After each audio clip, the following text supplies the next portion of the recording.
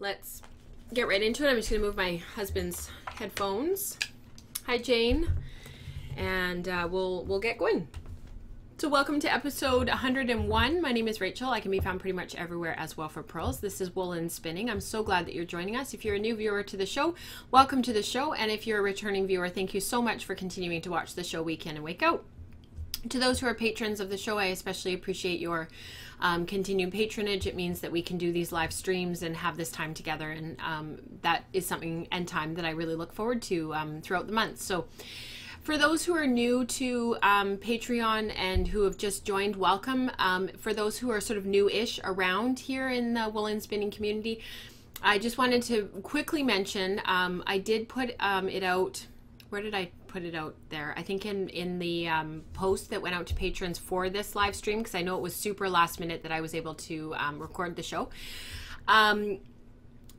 In August, it's one of 2 months of the year that I sort of take a little bit of a break. I take a break from social media. I take a break from blogging. I take a break from the show.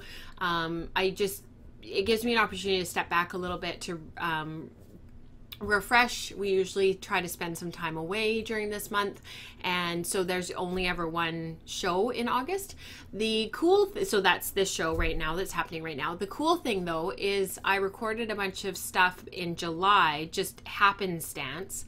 That means there will be an extra show this month. It is labeled 99B because chronologically it goes between episode 99 and episode 100.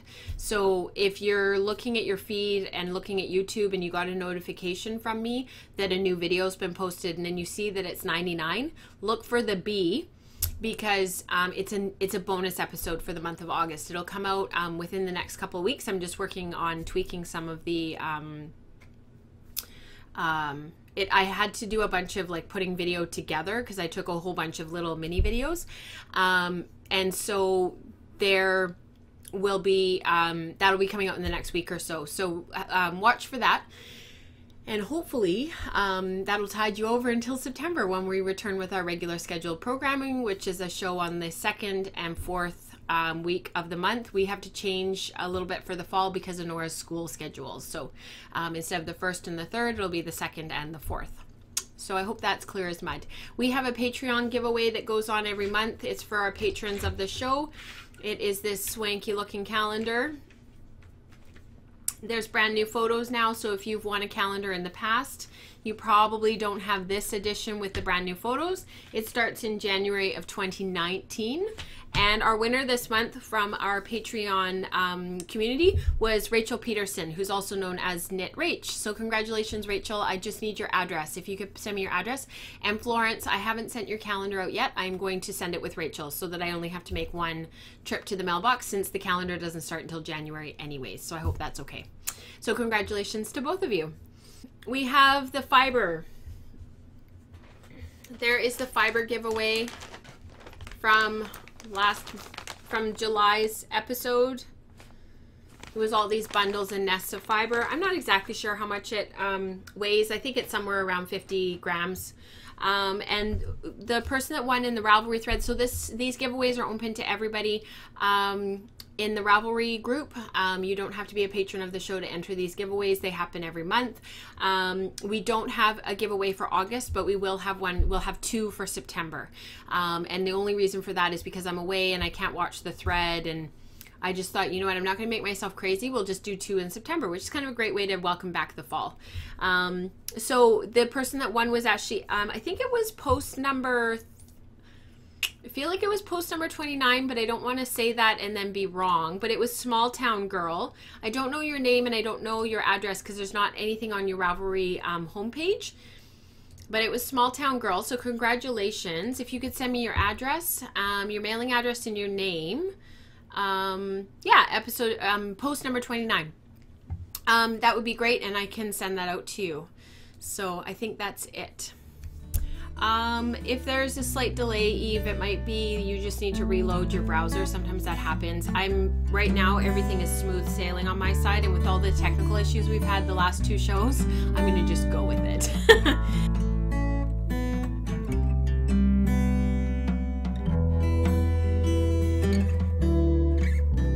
All right, we have a really cool spinning growth for today. This this is actually Florence's spin. So she's cook goalie. I think she's cook goalie on Ravelry as well. Maybe you guys can confirm with me. Florence is usually in the live chat, but she may not be able to be here today. They're currently on a whirlwind trip around New Zealand in their motorhome, and she but her spinning growth, I'm just going to switch the cameras around. It was a really interesting one, and I think it's one, unfortunately, that happens to many of us when we're first learning how to blend colors and blend fiber. So let's just click over and see what she said, because I'd like to read what she wrote, because she actually did her own self-analysis of this yarn, and I thought it was really interesting. So let's just make sure the camera's flipped over. Awesome.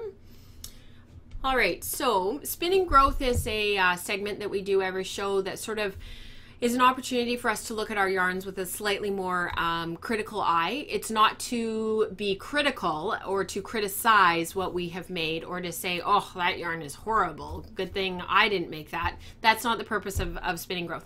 The purpose of spinning growth is to look critically at our yarn and to learn from it, because not every project's going to be a knock it out of the park. And some projects that are a knock it out of the park and are amazing are still have points that you can learn from, are still projects that there's many things that you can learn from. For example, this is my sparkle cardigan under here on my dress form, and it's covered up by this right now because I have to fix this hole here in the collar, and so I figured if I let it hang here over top of my sparkle cardigan, it would remind me every time I saw it that I need to fix it. It came apart when I washed it, unfortunately, and I need to fix it, but it's right on the collar, right on the front of the sweater, and I'm not totally sure how I'm going to fix it without it being super totally obvious. So if anybody has any pointers or tips, that would be awesome. I think I'm going to actually have to like graft over top of my pre-existing stitches and create like, rather than, you know, when you darn socks, you're creating like a waffle weave, like you know, a woven fabric to hold that area together. I think what I'm going to have to do with this is I'm actually going to have to like re-knit that section over top, if that makes sense. So like I'm going to have to do like Kitchener basically over top that actually like closes the hole so it's not super obvious. I'm not looking forward to it, and I've been putting it off. However, what I was going to say about my sparkle cardigan is, even though this yarn and this project has been a knock it out of the park for me, and I've really enjoyed making it, I've really enjoyed working on it, there's still things about the yarn and about the project that I would do differently if I had an opportunity, knowing what I know now, to go back and do it again. So spinning growth gives us an opportunity and a forum and a platform to be able to have those conversations. It's definitely like what Eve said in the live chat. It's constructive criticism. The thing is it's even a little bit more than that, because sometimes it's not even, we don't even have to criticize ourselves. We can say, you know what, that didn't turn out exactly as we like, but I still love it anyways, which is really exciting. All right, so this is other way. I always get mixed up on the camcorder. It makes me feel like I have to go this way, but I actually have to go this way to talk about the stuff that's like right here above me in the like on the second screen. It's very confusing. Anyways, because I'm looking over this way, which is opposite. Anyways, you guys get it. Every show I'm like, which way do I turn? So this is a Cheviot spin that Florence did, and she starts off her post by saying, "This is an easy pick. I headed off on holiday with my combs, carder, dyed Cheviot, and a plan for a jersey quantity of yarn. Great project for a long trip. I knew the plan was going to work because I had already accomplished the effect I wanted in a sock quantity." So this is, I'm going to stop right here before I read on. This is a great thing about some of these large projects that we tend to embark on when we're spinning or weaving or knitting or whatever it is that we want to, you know, start with the fiber and work our way towards the end goal.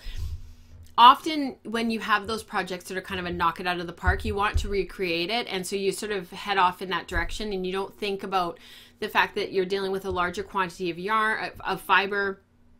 There's a lot more work involved, and while you've already been able to accomplish said goal, on one batch of fiber and one batch of yarn, that doesn't necessarily mean it's going to translate and that you're going to be able to get it created again. And that's the whole idea of around, like, you know, every skein of hand spun, even if you're spinning a sweater, you know, sweater quantities batch of yarn is unique and individual. No two skeins are exactly the same. So whenever I try to do that and try to create another quantity of something, I always try to remind myself it's not going to be exactly the same.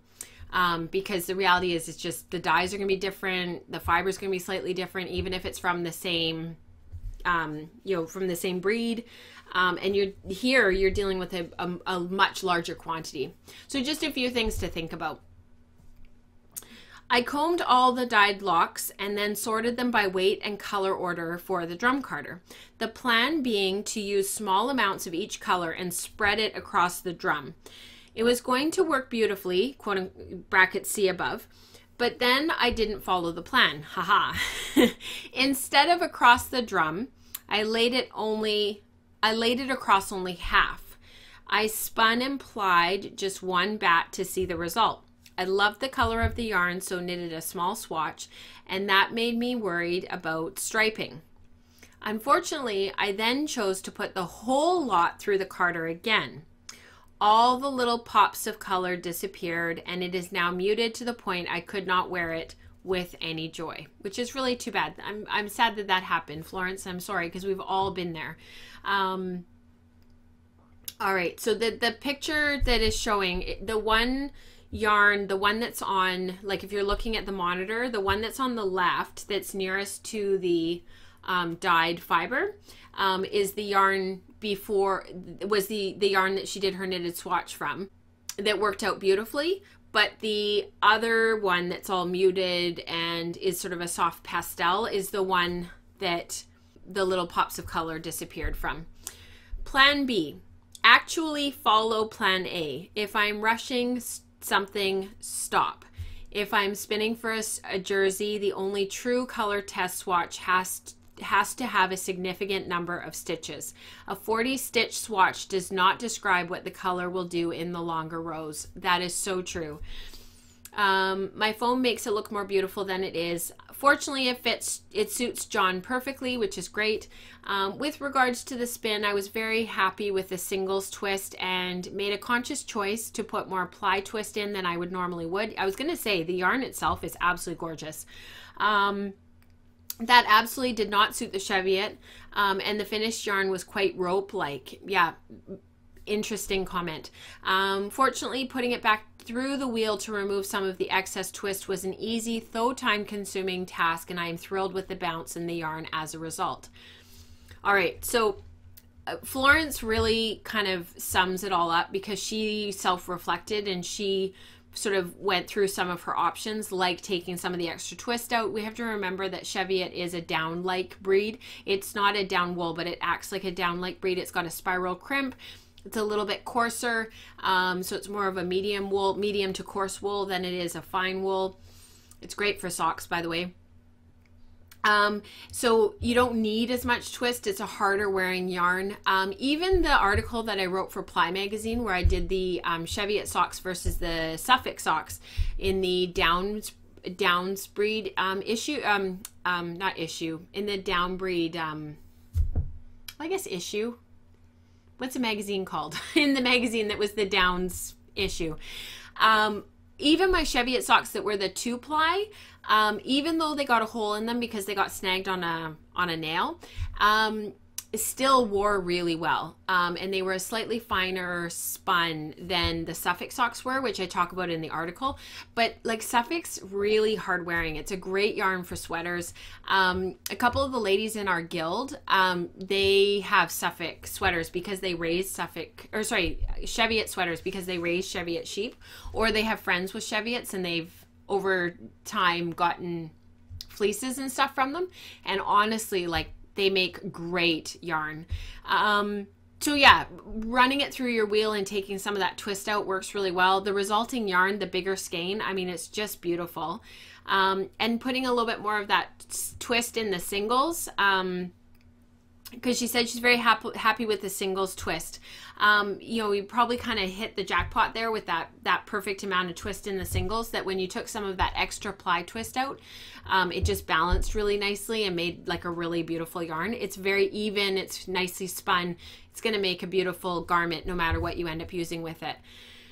In terms of following the plan and rushing, we've talked about that I think almost every spinning growth that we've talked about has been about rushing, you know, spinning between projects, not following the plan, switching things up halfway through. Like there's sort of these set themes that we keep coming across. And I think this is another reminder that when you're rushing or when you're feeling like you're sort of trying to blast through the process, things go wrong. And the photo does make the yarn look really beautiful and really pretty. I suspect in real life that it really is quite gorgeous, but when you lose those pops of color, I can see how you would be disappointed. The one thing I wanted to say about color management, the more you put stuff through a carder, the more you put stuff through wool combs, through a hackle, it's going to blend it more and more and more. And so you really need to think about, when you're dealing with all these different colors, like what Florence has in the photo that's on the far, how about we go this way? On the far side there's red and orange and yellow. I mean, she's got the true rainbow. So you've got split complements in there, you've got complements, you've got a lot of color. And when you put all of the colors of the rainbow together, you get brown. So that's exactly what happened. The yarn has a slightly brown undertone to it. So you need to think about that. Like if you want your yarn to be more blue, or you want it to be more green, or you want it to be more red, you need to eliminate some of those colors that are going to, you know, take away from that color that you're going for. I totally get it about the pops of color, but if you are dealing with all of the colors of the rainbow, if you want pops of color throughout the yarn, you need to minimize, even if it's for a sweater and you're worried about striping, you need to minimize the amount of blending that you do. There's a lot of chatter in the chat box going, so I'm going to catch up and read while I take a sip of coffee. Welcome, Christina. Sneaking in at work is totally acceptable. However long you can stay, you're most welcome. In my notebooks, I call growth in any craft things that I almost learned too late. It's so true, Jane. I think that figuring out ply twist is really hard. It's something I could use more guidance on. I need to put my fin study spin through my wheel to take out some of the twist. It's unknittable the way it is. So Mari makes a really good point. And we've talked about this on the podcast before. When you put too much ply twist into your yarns, you can run them back through, even if they're finished, you can run them back through your wheel and take some of that excess twist out. A really cool, I can't really put that there because the camera's there. There's a really cool technique, and I've done this a little bit. I did this on my Yarn Ink singles yarn.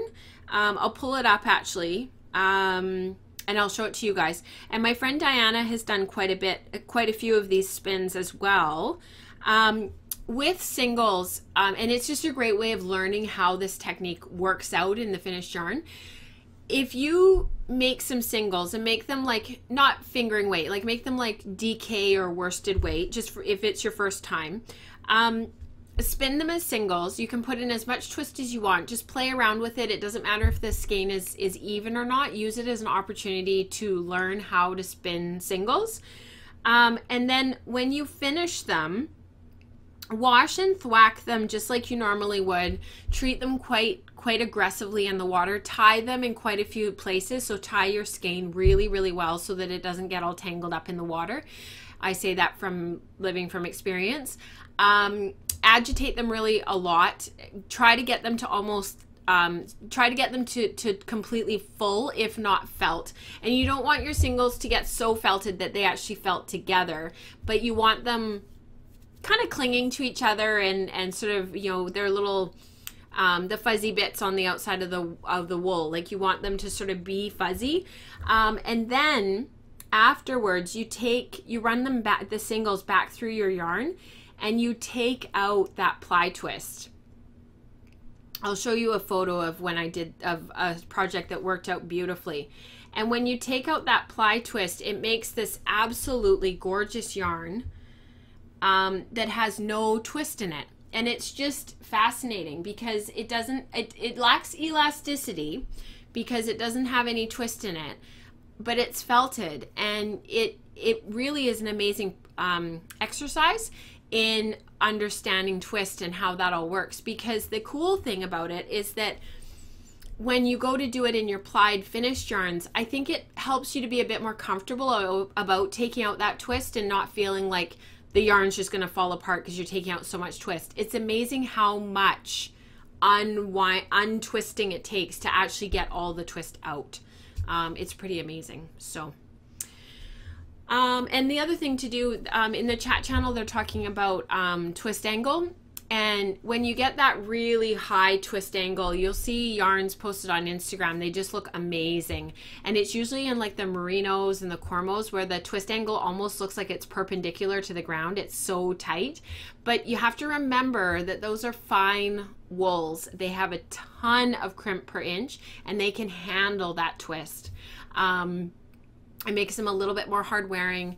And you just, yeah, you need to think about that. Whereas, you know, a lot of yarns are the happiest around sort of 35 to 45, sort of in here. I'll push my sock yarns like this one up to about 55. And after that, it gets a little bit unruly. And it's funny because this yarn, so this will go into our projects next. So I'll switch the cameras here. And you can see in places, so I just skeined this morning because it was still in its ball form. You can actually see in places where, because it's now been a while since I spun this, and it's been sitting in my stash, and it's superwash BFL, so there's no scales, and it's hackled 50-50 with vegan cashmere, which is basically a microfiber. And this is an experiment that I've been doing to compare against some superwash BFL nylon that I have for our sock content coming up in the fall. You can actually see where the twist angle is starting to relax. It's been in my stash for a while, and the yarn is actually starting to relax. And we've talked about this on the show before, where when you stash yarns for a really super long period of time, they will lose their twist after a while when they're super washed, because there's just nothing holding it tight like that. So I've washed and finished this. I lost a bit of the twist as it dissolved into the water, and now having being knit into socks, it's lost a little bit more. If I was to knit another pair of socks with this, so let's say I had enough to knit a second pair, I would probably run this back through the wheel and tighten it up, because right now it's hanging just absolutely perfectly balanced. And with my sock yarn, I like it to twist at least once, if not twice. So interesting stuff. Rebecca says, when I'm plying, I also do a ply back test. If I pull out a bit of plied yarn from the bobbin and relax it, and it has more than 3 or 4 twists, I worry that it'll be over twisted. Don't know if that's right. Yeah, that's a great way of checking, is you know, actually looking at your yarn as you're plying it. I think for some, depending on what you're going for, when you're doing a ply back test and you get like what looks like cabled yarn, which is where, so cabled yarn is where you take, doesn't matter how many plies, but it's usually taught by taking 2 2-ply yarns and plying them together.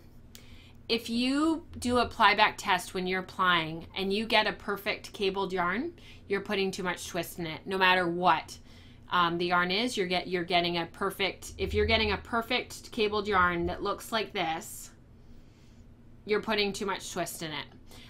You can do cabled yarns with any number of plies. You can have 2 3-ply yarns. You can have 1 3-ply, 1 2-ply. You can do, there's tons and tons of stuff.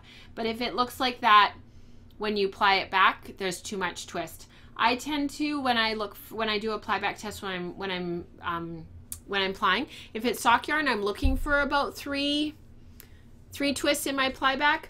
But if it's any other yarn, like a traditional 2-ply or something, and I know it's going to be for something else, then I'm kind of a little bit more like I'm looking for like 2 or 3, not 3 or 4.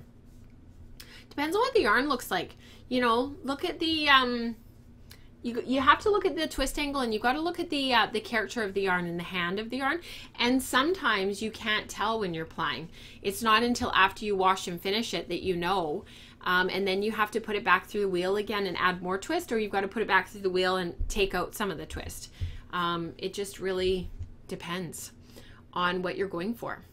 So I feel like the second camera is really dark today. Do you guys think that? Let me find my mouse. It's on the other monitor. Yeah, I feel like it's like not bright enough. Does it look dark to you guys? I guess it doesn't really matter, but it's bugging me.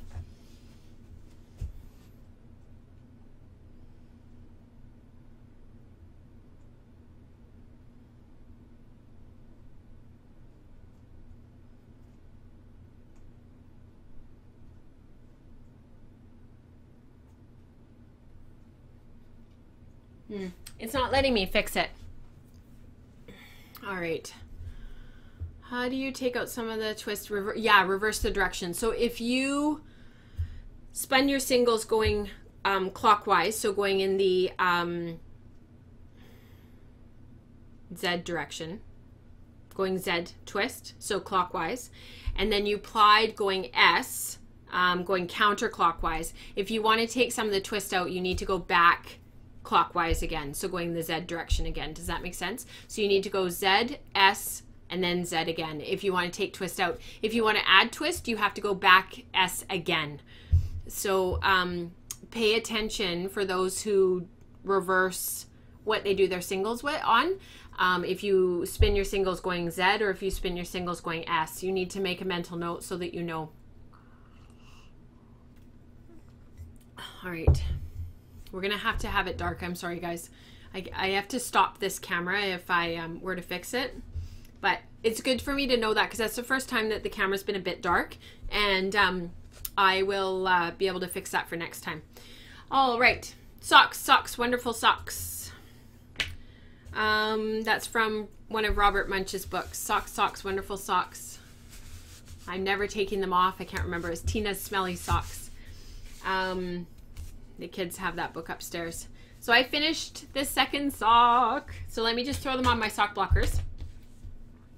So these knit up a little bit thicker than I originally wanted, just because they were a little tiny bit denser of a yarn than my other ones, which I talked about last show. So the ones that I'm contrasting these against, I'm going to knit up on 2mm needles, and these knit up on 2.25mm needles. So a little tiny bit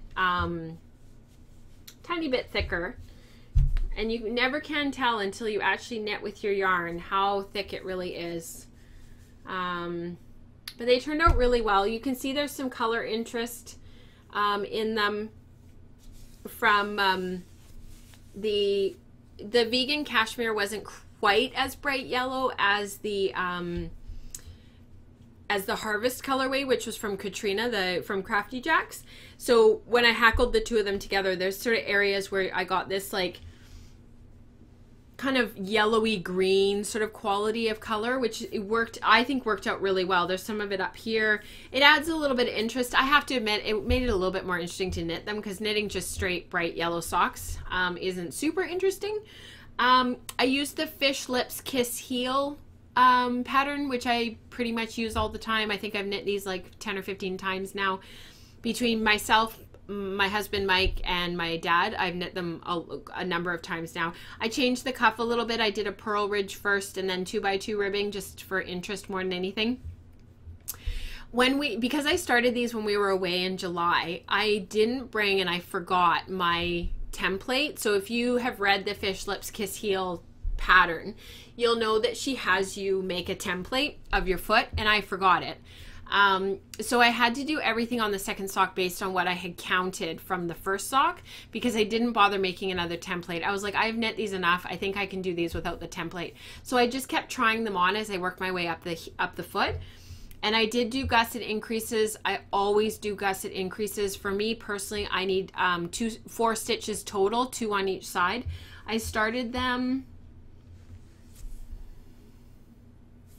right here where my thumb is, and I usually do them over about 1 inch or 1.5 inches.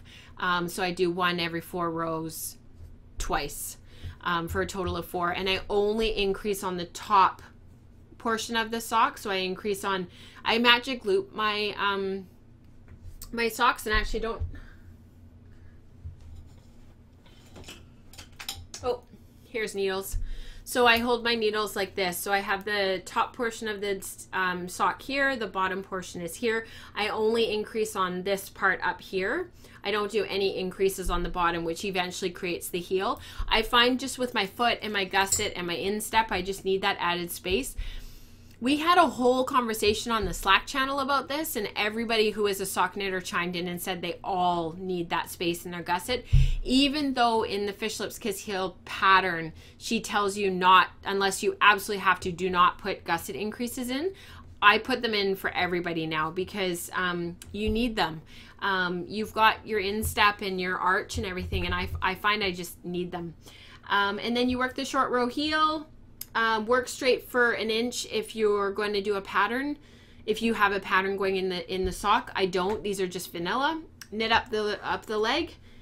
I've still got my stitch markers in there from where I was counting, and then the purl ridge, and that's it. I was done. They knit up super fast. I think these were 54 stitch socks. 54 stitches is what I needed on the needles. And then with the added 4 stitches, they ended up being 58 up the leg. Because I don't take those extra stitches out. I need them in my ankle. Kate Atherley would agree with you after all the research she did. She says it's very rare not to need a gusset. If you read her custom sock book, she talks about this. Thanks, Mari. Yes, you're right. I'd forgotten that she had written all that in there. I have read that book, but it's been a while. It was given to me for Christmas, not this past Christmas, but the year before. And I read it right away. And then I kind of put it on my shelf, and I haven't really used it since. And it's funny because it's Katrina's favorite book. So every time she's knitting socks, she's got the book with her. And she makes great socks for her family. Oh my gosh, her socks are amazing. And I just haven't gotten into using the book as much. And I think it's because I don't knit a lot of socks. They're not my favorite thing to knit, but I wanted to do these 2 pairs this year for the content coming up in the fall. Yeah, it's just the heel stitches, Eve. So her question is, when you say knit straight for 1 inch, is that just the heel stitches? It's only these ones back here around the back. So if you are knitting, like let's say you're knitting Hermione's everyday socks, that's a really popular pattern on Ravelry right now. It's been a popular pattern for a while. You can plug that stitch pattern into pretty much any sock pattern out there. So if you're working Hermione's everyday socks up here, you'd keep working them across the front, but then at the back you would wait 1 inch before you started the pattern again so that it was going around the whole sock. So you'd knit to about here. It's the top of the heel basically, and then you'd start working the pattern again. I did play around a little bit after chatting with my friend Chrissy over at Snappy Stitches around putting in some ribbing back here on the back of the heel, because my heels are really narrow. I have really small heels. But I didn't find it made any difference. I found if anything they slipped the same amount, so it didn't make any difference. A lot of it for me has to do with how well my shoes fit, whether or not my socks stay in place. So even though I knit them quite tightly.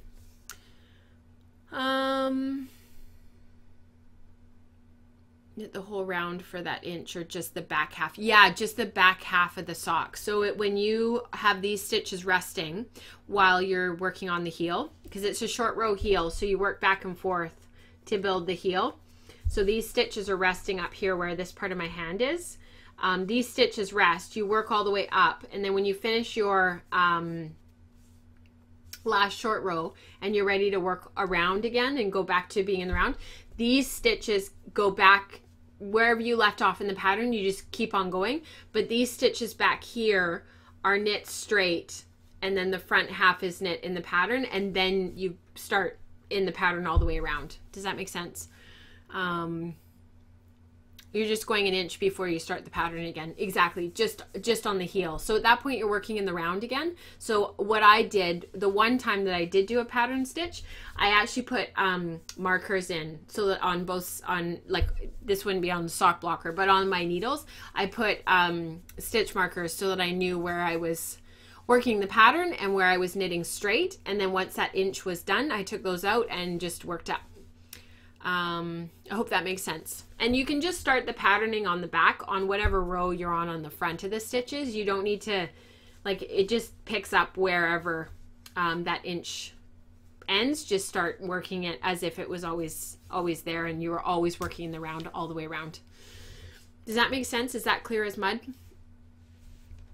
So those are done. I'm really happy with them. I'm gonna take my other socks. I can't find my 2mm needles anywhere, so I'm going to stop in at the yarn shop this afternoon and get 2mm. I'm just hoping they have 32-inch 2mm circs, and I'll get my other ones started and get those knit up, because they need to get done so that I can wear them, so that I can do a compare and contrast of the two pairs of socks. So that is what I'm happy these are done, and I'm looking forward to knitting the other pair, because these ones went so fast. It'll be nice to have them done. Of the yarn, so I can't remember how many yards, just because it's slipping my mind. I had 400 and some. Oh, I didn't write it down. The tag is in my bag and it's way over there. I think I had 475 yards of yarn. I have leftover 75 yards. So I used quite a bit of yarn on these socks. I was a bit surprised when I figured out how much yarn I had used, but I did add an extra inch on both socks and knit them an inch longer than I normally would. So that might account for some of that added yarn that I used. So 75 yards left, and yeah, really happy with those. My other project that I've been working on, to be honest, I haven't been working on much, is my llama spin. I'm not going to talk about this too much today, because I talked about it quite a bit last show, and honestly I haven't made much progress on it. This is the first bobbin finished. You're thinking I was going to say the third bobbin or the fourth bobbin. Nope. One bobbin done. For those who didn't see, this is a llama roving that I found years ago that was carded with silk. It's still in its bump, so I don't want to take it apart too much, because it's pretty incredible to see. I'll hold it up. It's gray, tawny brown llama, and it's carded up with silk. The interesting thing is, when I first started spinning it, I thought that it was that the silk was running all the way through. And that it was, that there was tons and tons of silk, but there's actually like big gaps where there's no silk at all. Like there's one right here, there's no silk here. And then there's a little bit of silk here. It's very strange in that way. So there's like places where there is silk and places where there isn't. So as I'm spinning away, it's that yellow, because the silk is yellow and then the llama is like that tawny brown. It's sort of, the yellow is sort of getting lost in the yarn, and yet when you look at it and you really inspect it, it's definitely there. You can see it's kind of got a little bit of a yellowy kind of a tone. Anyways, it's very interesting. I'm spinning this at 22 wraps per inch, I think. So I'm hoping for a finish. It's gonna be a 2-ply. I'm hoping for a finished roughly 12 to 14 wraps per inch, depending on how much twist I put in it. Right now, with not very much twist, and it still holds it together, it, one, makes a gorgeous yarn. Number two, it sort of seems to be sort of doing a plyback test of about 12 wraps per inch. So if I put in a little bit more twist, I think it'll be around 14 wraps when it's done. I don't think there will be a lot of puff factor, I don't think. The silk certainly won't puff up. This is my first time spinning a large quantity of llama. So that's been really enjoyable. And I'm finding that it's easier than I thought it would be to keep my distance of draft relatively consistent. So that's been nice because I was a little bit nervous about that, dealing with the whole roving. Usually I split rovings in half, but I didn't want to spin a really super fine yarn. I wanted to have a little bit less yardage so that I could make something that would be substantial but not absolutely massive with tons and tons of yardage, like what happened with my sparkle cardigan, where I ended up with almost 15 yards of yarn, 1,500 yards of yarn, and then wondering what I'm going to do with it all. So that's that spin, and I'm enjoying it. I'm not taking any of my wheels with me when we go away over the next month, but it'll be there for me when I get back. So September we will have we will announce all the giveaways and all of that for Tour de Fleece, because that is over now. And I know a lot of people in the Ravelry group were able to create and make a lot of stuff, which is really great. So let me just turn my screens around here.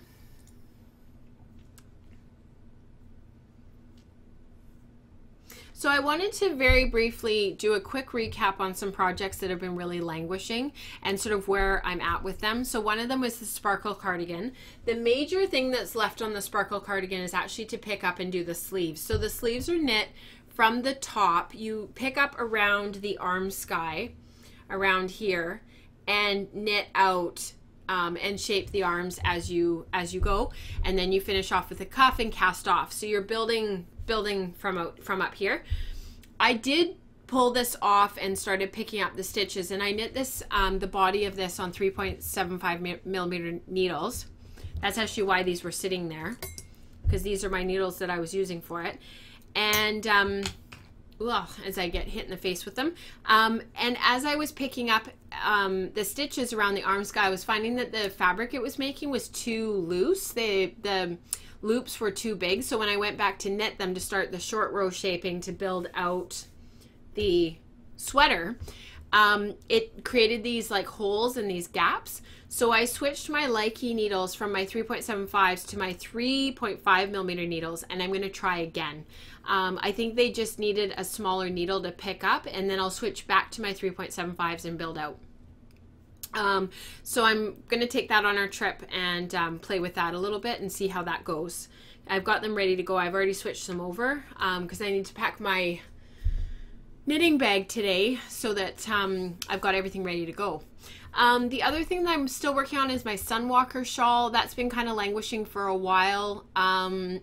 I have been working on it a little bit. I've been taking it to work with me, and I'm still working away on that textured section. I have not been able to get to the lace section. So it's tough to keep on working on something when you feel like you're doing the same thing over and over again, but I'll get there. There's really no rush. It's just that I'd like it to be done. The other project that's been really languishing, and this is not hand spun, and I haven't talked about it on the show for eons. I'm not even sure I've talked about it on the show very much, is my crocheted blanket.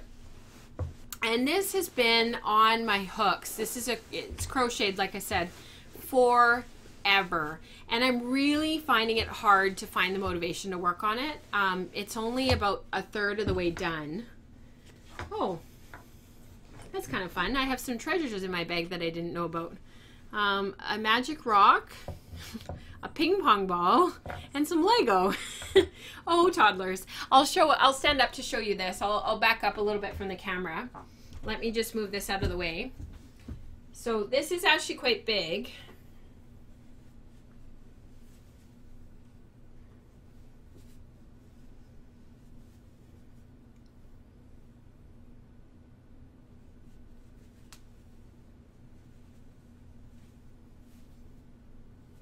So it just keeps going and going and going. It's just massive. So I wanted to build out the top part as much as I could. So this is as wide as it's going to be. So from over here all the way across to here is as wide as it's going to go.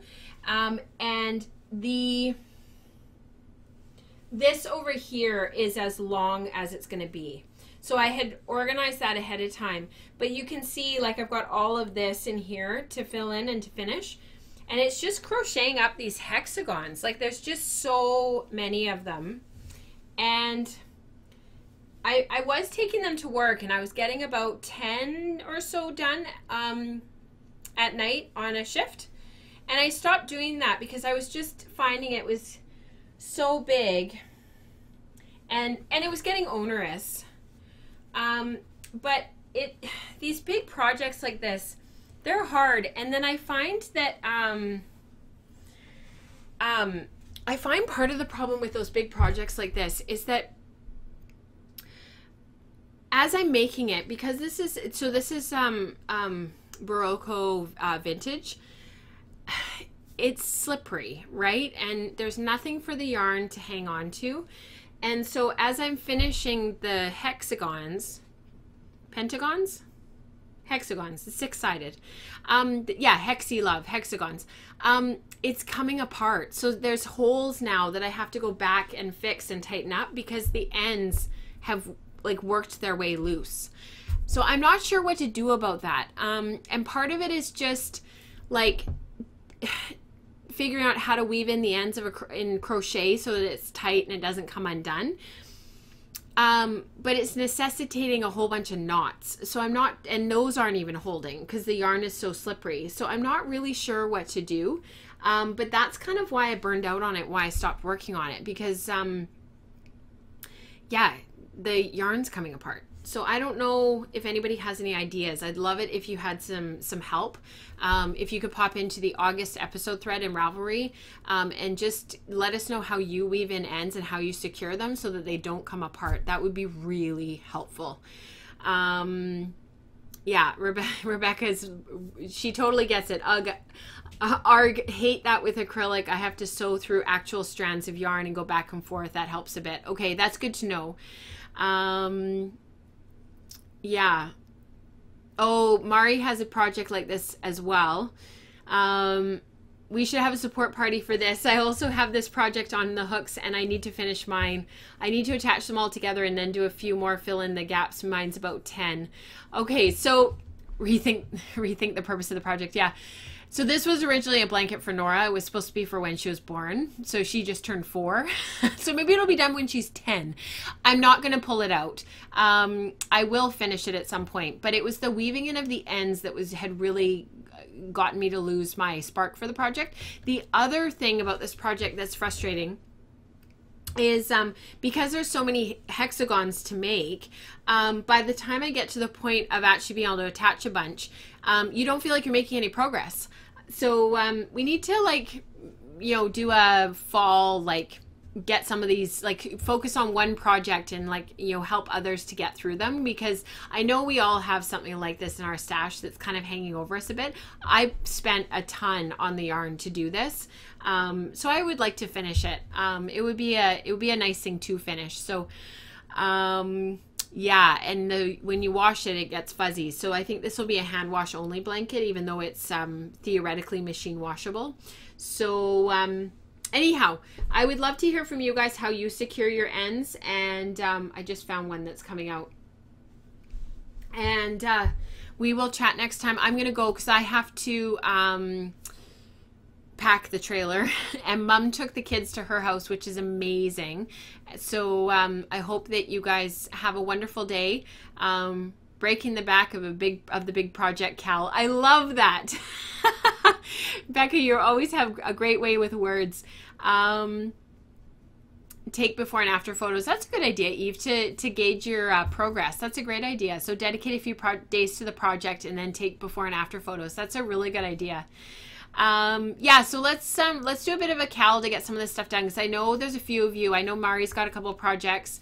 I know Katrina's got a couple of languishing projects that we could just kind of get through. Like, pick one and focus on it and try to get through it, because this is one. I have another one down here that's languishing as well, but I just need to, like, sit down and finish it. It'll take like 2 hours to get done, but yeah, we can do that. one too big project can make 10 gift projects. You'd be surprised how fast one stall project can come apart into 10 gifts. That's true, Jane. Yeah. I'm not taking this apart though. Too much work. All of these.